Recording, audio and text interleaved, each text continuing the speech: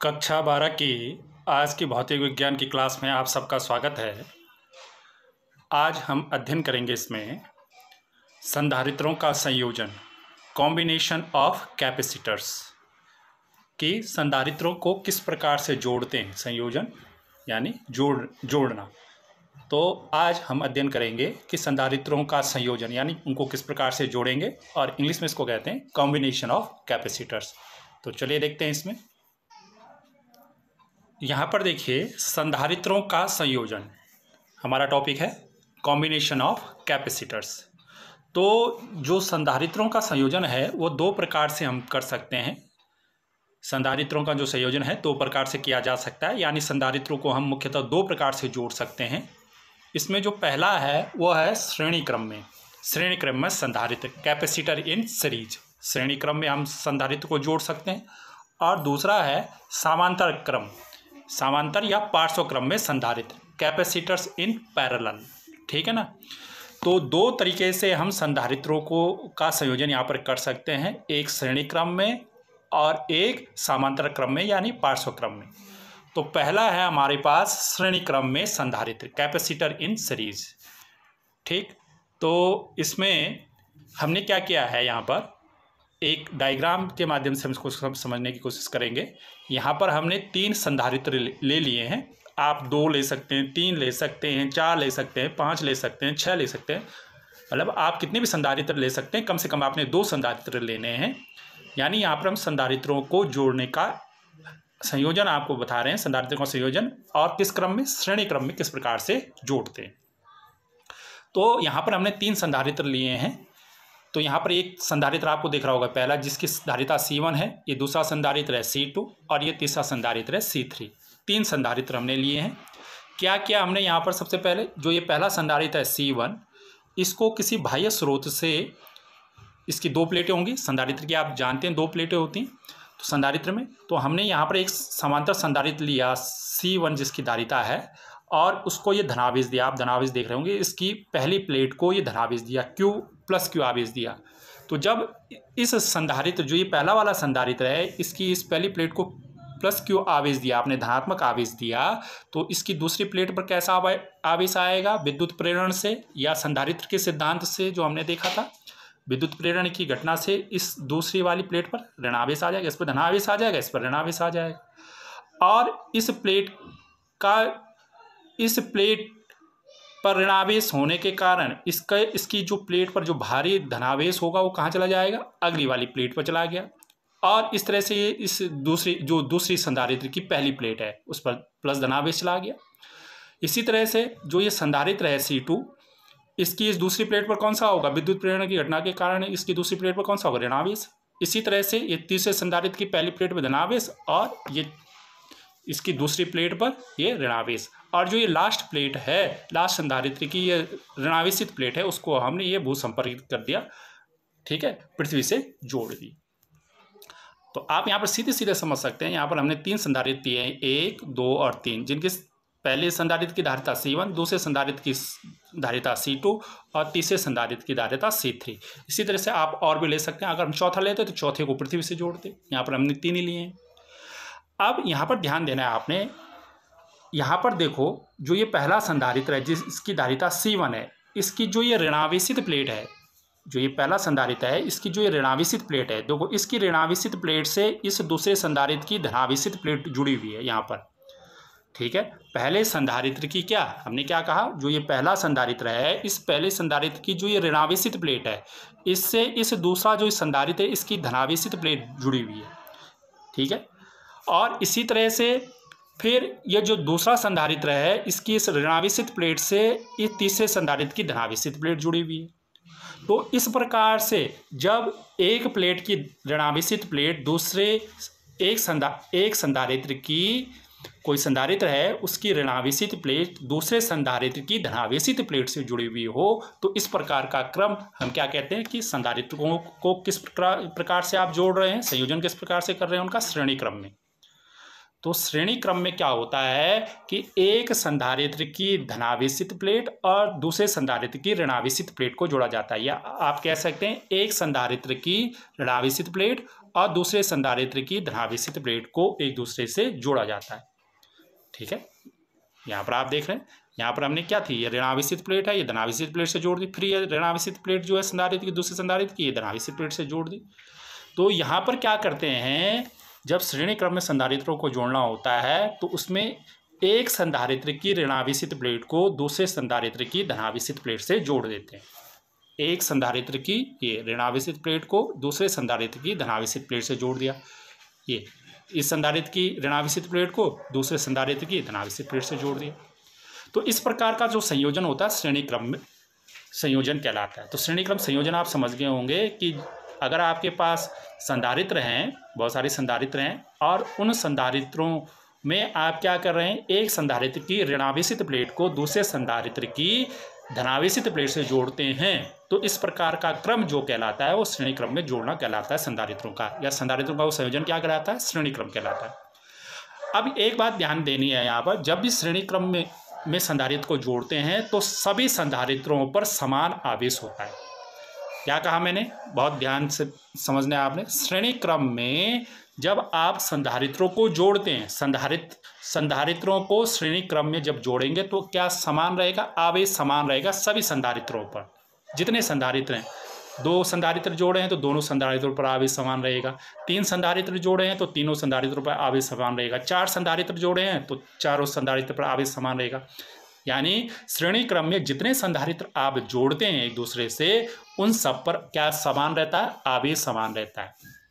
ठीक, तो आप देख रहे होंगे, देखो ये पहला संधारित्र है C1, इस पर आवेश क्या है, इसकी पहली प्लेट धनावेशित है, प्लस क्यू आवेश है, दूसरी पर क्या है, माइनस क्यू आवेश है। अब देखो दूसरा संधारित्र इससे कैसा जुड़ा है, इस पहले संधारित्र से श्रेणी क्रम में जुड़ा है, श्रेणी क्रम में जुड़ा हुआ है। तो देखो इसकी पहली प्लेट पर भी कितना है, प्लस क्यू आवेश है, दूसरी प्लेट पर माइनस क्यू आवेश है, यानी क्यू आवेश है। कहने का मतलब है कि जो ये पहली प्लेट है इस पर भी प्लस क्यू, इस पर भी क्यू आवेश है, इस पर भी क्यू आवेश है। एक प्लेट पर धनावेश हो गए, ये तो आप जानते हैं कि संधारित्र के एक प्लेट पर धनावेश होता है, एक प्लेट पर ऋणावेश होता है। किंतु आप देख रहे हैं इस संधारित्र पर जो आवेश है, चाहे धनावेश है या ऋणावेश है, कितना है इस संधारित्र की प्रत्येक प्लेट पर आवेश कितना है, क्यू। ठीक, अब ये श्रेणी क्रम में जुड़ा हुआ है। देखो इस C2 इस C1 से, इस पहले वाले संधारित्र से, जो ये पहला वाला संधारित्र है, इस पहले वाले संधारित्र से ये दूसरा संधारित्र कैसा जुड़ा हुआ है, श्रेणी क्रम में जुड़ा हुआ है, श्रेणी क्रम में जुड़ा हुआ है। तो इस दूसरे संधारित्र पर भी, इसकी दोनों प्लेटों पर भी कितना आवेश है, क्यू आवेश है। हालांकि एक पर आवेश की प्रकृति अलग अलग है, एक पर प्लस क्यू आवेश है, एक पर माइनस क्यू आवेश है, तभी संधारित्र बनता है। किंतु जो आवेश का परिमाण है वो समान है। C1 पर भी क्यू आवेश है, C1 की दोनों प्लेटों पर क्यू आवेश है, और C2 की भी दोनों प्लेटों पर क्यू आवेश है। इसी तरह से आप देख रहे हो C3 जो ये संधारित्र है, इसकी भी दोनों प्लेटों पर क्यू आवेश है। ठीक है, तो इस प्रकार से आप देख रहे हैं कि श्रेणी क्रम में जब संधारित्रों को जोड़ा जाता है तो प्रत्येक प्लेट पर आवेश समान होता है, प्रकृति उनकी अलग अलग हो सकती है। एक पर धनावेश हो सकता है, एक पर ऋणावेश होता है, संधारित्र ये आप जानते हैं। पर यहाँ पर जो आपने मेन बात याद रखनी है कि श्रेणी क्रम में जब संधारित्रों को जोड़ते हैं तो प्रत्येक संधारित्र की प्रत्येक प्लेट पर क्या होता है, जितने संधारित्र आपने श्रेणी क्रम में जोड़े हैं उन सभी संधारित्रों की प्रत्येक प्लेट पर आवेश क्या होता है, समान होता है। तो यहाँ पर देख रहे हैं सभी प्लेटों पर आवेश क्या है, क्यू है। ठीक, अब देखें यहाँ पर जो ये पहला संधारित्र है इसकी धारिता C1, इस पर आवेश Q। दूसरा संधारित्र है उसकी धारिता C2, उस पर आवेश Q। ठीक है, इसी तरह से तीसरा संधारित्र है उसकी धारिता C3 और उस पर आवेश कितना है, Q। अब मान लीजिए जो ये पहला संधारित्र है, जो C1 संधारित्र है, इसकी प्लेटों के बीच विभवांतर कितना है, V1। इसकी प्लेटों के बीच विभवांतर V1 हो गया। इसी तरह से दूसरा संधारित्र है, इसकी प्लेटों के बीच का ये विभवांतर कितना हो गया, V2। और इसी तरह से तीसरा संधारित्र है, इसकी प्लेटों के बीच का विभवांतर कितना हो गया, V3 हो गया। ठीक है, तो ये आपने श्रेणी क्रम में संधारित्र को जोड़ा। क्या किया आपने यहाँ पर 3 संधारित्र लिए, आप कितने भी संधारित्र ले सकते हैं, 2 या 2 से अधिक लेने हैं आपने। हमने यहाँ पर 3 संधारित्र लिए। पहले संधारित्र की पहली प्लेट को धनावेश दिया, तो इस प्रकार से विद्युत प्रेरण की क्रिया के द्वारा अन्य संधारित्र की प्लेटों पर आवेश आ जाता है। आवेश जो होता है वो समान होता है, परिमाण जो क्यू आवेश आप देंगे वही आवेश क्यू आवेश सब पर समान होगा। हालांकि उनमें प्रकृति बदल सकती है, प्रकृति बदलती है। संधारित्र की 2 प्लेटों के बीच की प्रकृति में अंतर होता है, एक पर धनावेश होता है, एक पर ऋणावेश होता है, ये आप जानते हैं। किंतु जो आवेश का परिमाण होगा सभी संधारित्र, जितने संधारित्र आपने श्रेणी क्रम में जोड़े हैं उन सभी पर आवेश क्या होता है, आवेश का परिमाण समान होता है, यानी समान आवेश होता है।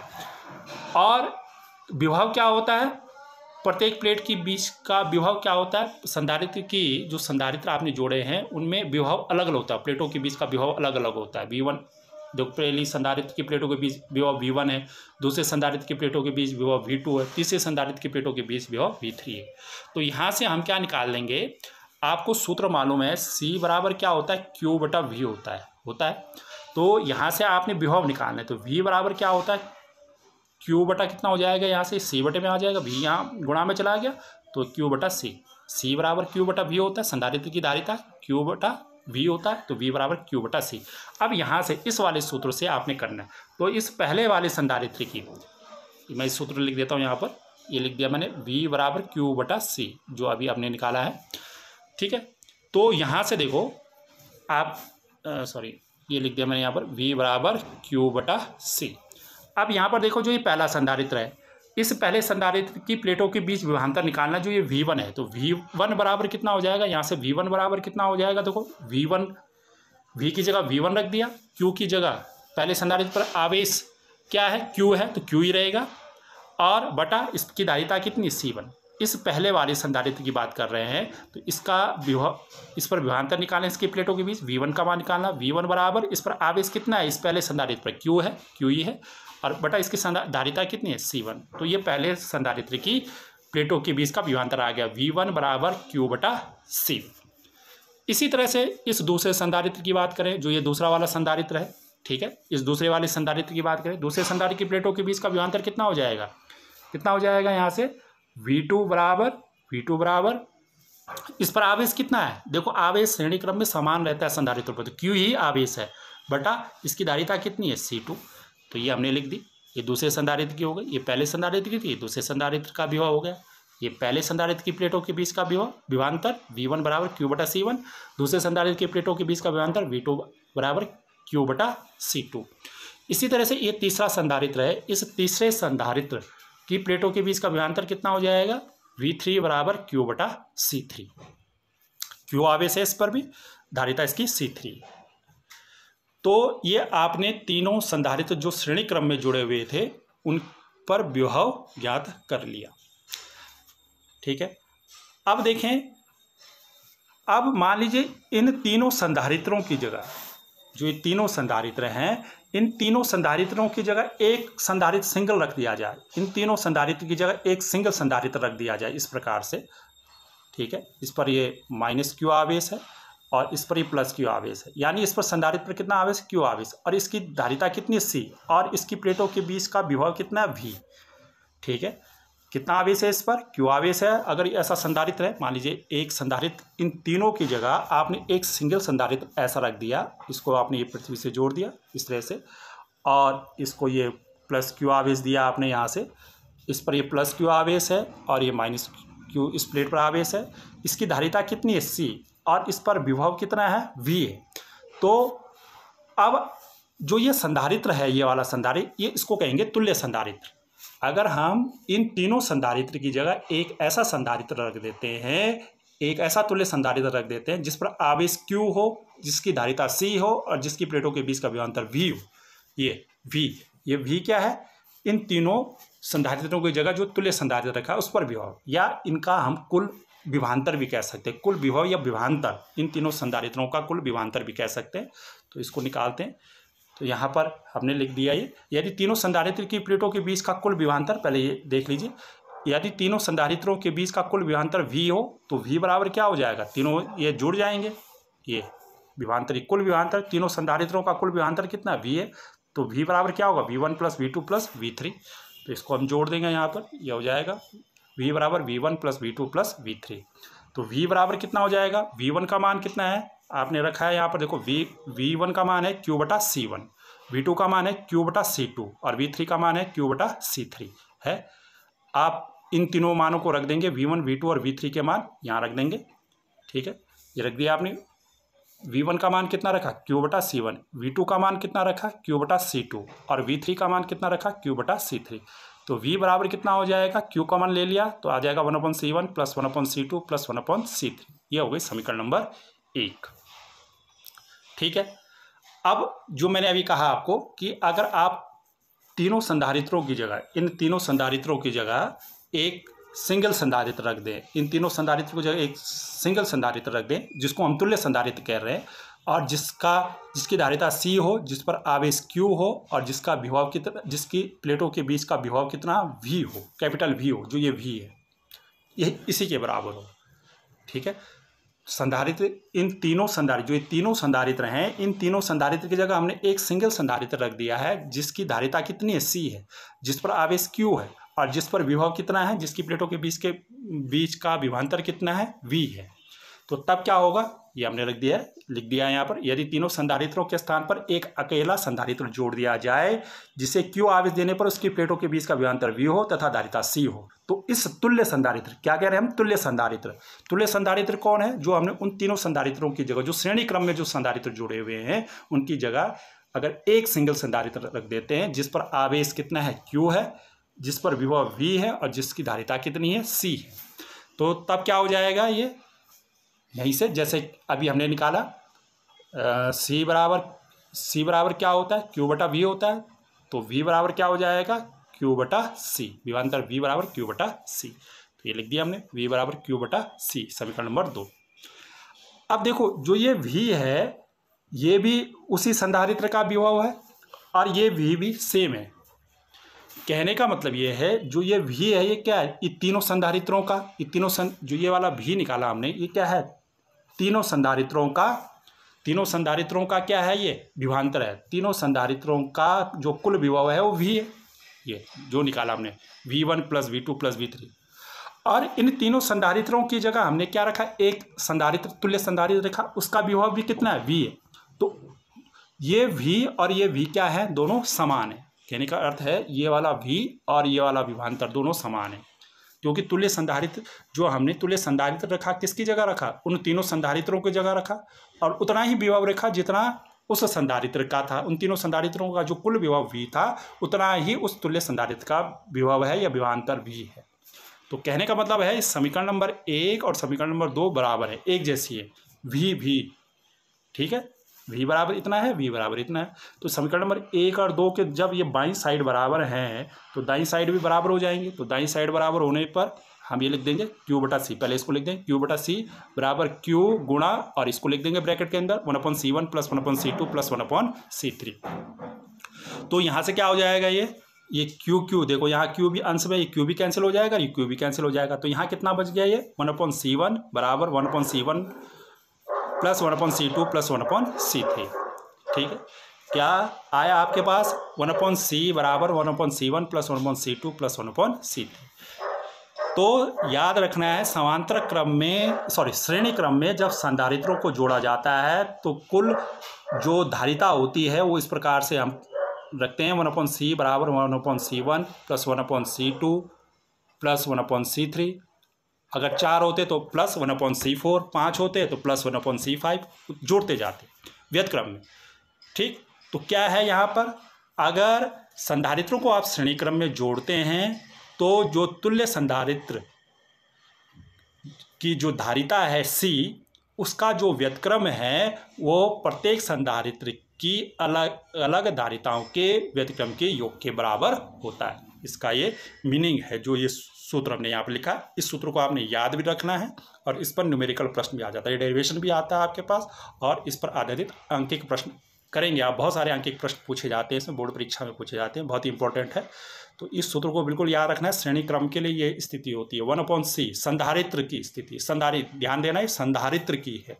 आगे हम प्रतिरोधों का भी डेरिवेशन करेंगे इसी प्रकार से। तो ये संधारित्र का केस है। संधारित्र को अगर श्रेणी क्रम में जोड़ रहे हैं तो जो तुल्य धारिता होती है 1/C बराबर होता है 1/C1 plus 1/C2 plus 1/C3, जहाँ C1 C2 C3 ये क्या हैं, जो संधारित्र हैं उनकी अलग अलग धारिताएं हैं, और C क्या है, इनकी तुल्य धारिता है।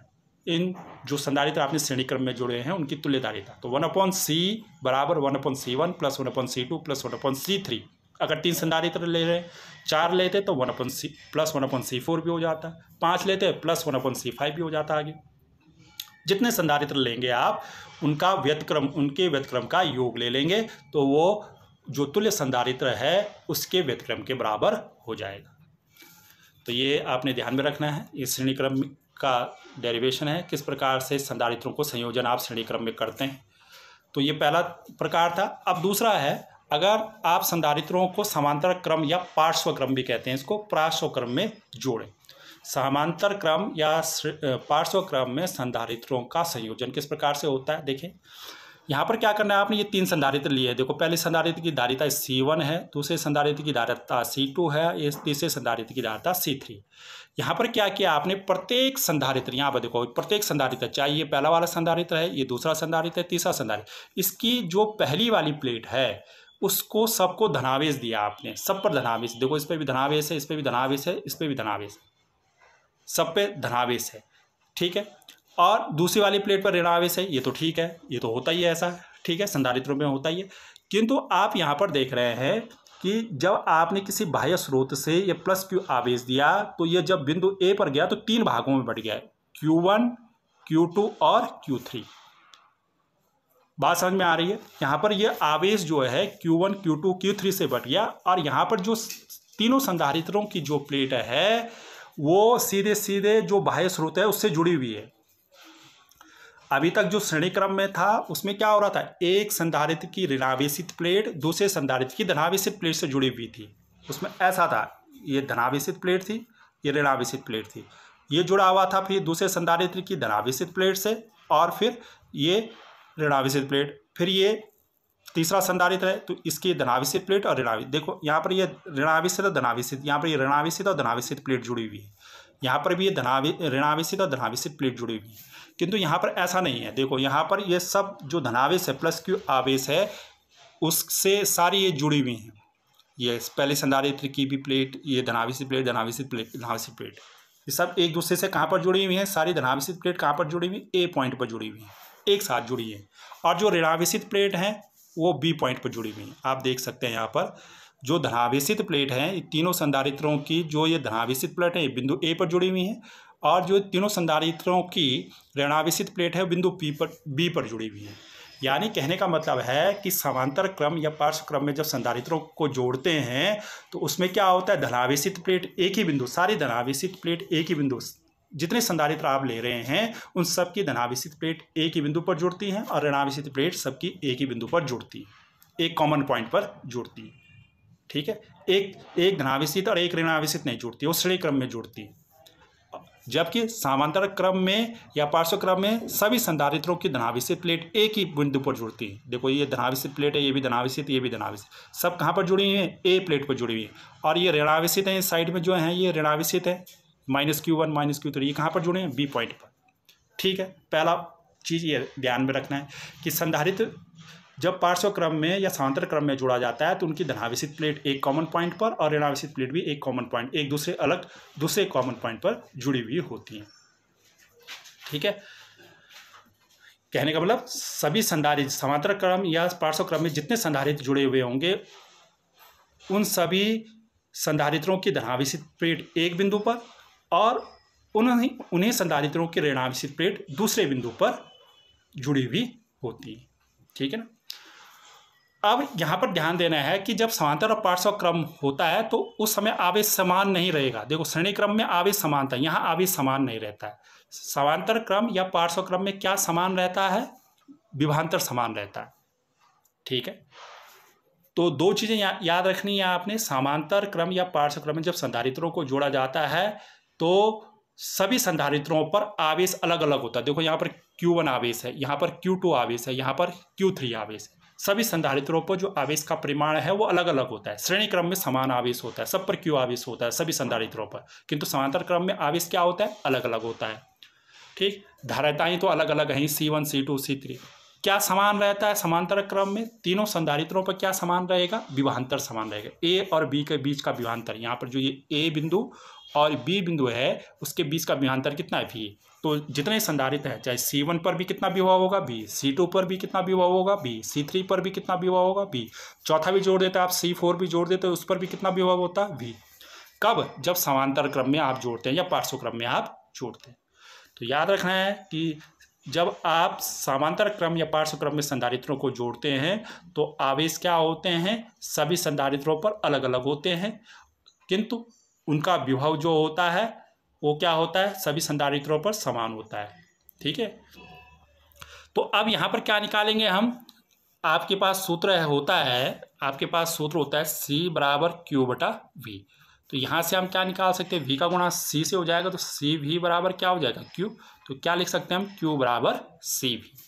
ठीक है, तो यहाँ पर मैं इसको लिख देता हूँ, ये लिख दिया मैंने यहाँ पर Q बराबर CV। तो अब देखो, जो पहला संधारित्र, ये वाला संधारित्र, पहले संधारित्र पर, इस पहले वाले संधारित्र की धारिता कितनी है? C1 है, और इस पर विभव कितना है? V है। समांतर क्रम में विभव समान रहता है, यानी विभवांतर समान रहता है, विभवांतर या विभव जो है समान है पहले संधारित्र पर। आवेश कितना है इस पर? Q1। तो यहाँ से पहले संधारित्र पर आवेश निकाल लेंगे। तो पहले संधारित्र पर आवेश Q1 बराबर कितना हो जाएगा? अभी सूत्र निकाला था हमने, Q बराबर CV निकाला था, Q बराबर CV। तो यह आ जाएगा Q1, आवेश इस पर Q1 है, इसकी जो धारिता है वो कितनी है? C1 है, और V, आवेश इस पर विभव कितना है या विभवांतर कितना है? V है। समीकरण नंबर 1। इसी तरह से इस दूसरे संधारित्र की बात करें तो इस पर जो दूसरे संधारित्र पर आवेश कितना हो जाएगा? इस पर आवेश कितना है? Q2 है, बराबर C2 इंटू V कितना है? विभव कितना है इस पर? विभवांतर V। ठीक है, इसी तरह से तीसरा संधारित्र है, ये तीसरा संधारित्र है, इस पर आवेश कितना हो जाएगा? Q3 बराबर C3V। C3 इसकी धारिता होगा, V इस पर विभवांतर हो गया। समांतर क्रम में विभवांतर समान होता है सभी संधारित्रों पर, आवेश अलग अलग होता है। ठीक है, तो ये समीकरण नंबर 1, समीकरण नंबर 2, समीकरण नंबर 3 हो गई। अब कुल आवेश कितना होगा? अब कुल आवेश निकालना है आपने तीनों संधारित्रों पर कुल आवेश। तो यहाँ पर समांतर क्रम में संधारित्रों पर कुल आवेश कितना हो जाएगा? Q बराबर हो जाएगा Q1 plus Q2 plus Q3। ठीक है, तो Q बराबर हो जाएगा ये C1V plus C2V plus C3V। तो V कॉमन ले लेंगे तो कितना आ जाएगा? ये Q बराबर C1 plus C2 plus C3V common ले लिया, ये समीकरण नंबर 3 हो गई। ठीक है, ये कुल आवेश आ गया।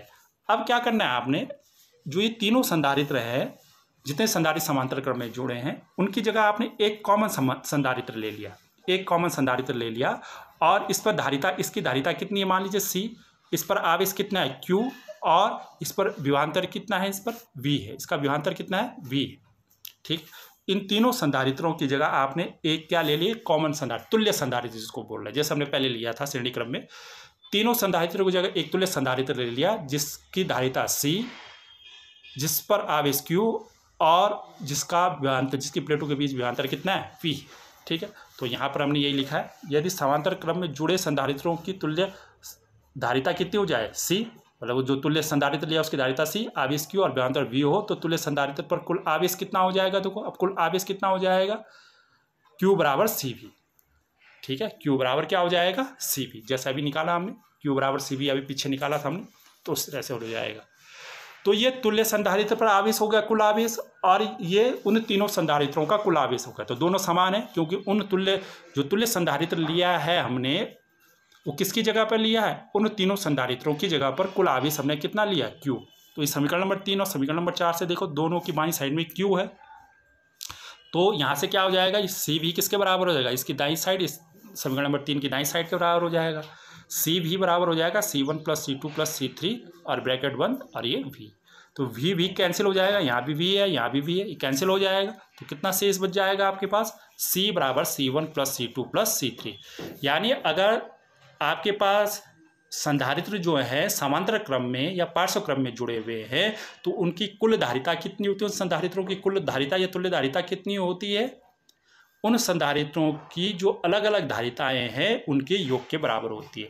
उनकी धारिताएं आप जोड़ देंगे। श्रेणी क्रम में तो आप व्युत्क्रम लेंगे, 1/C लेंगे, बराबर 1/C1 plus 1/C2 plus 1/C3, और समांतर क्रम में आपने सीधे सीधे उनकी धारिताओं को जोड़ देना है।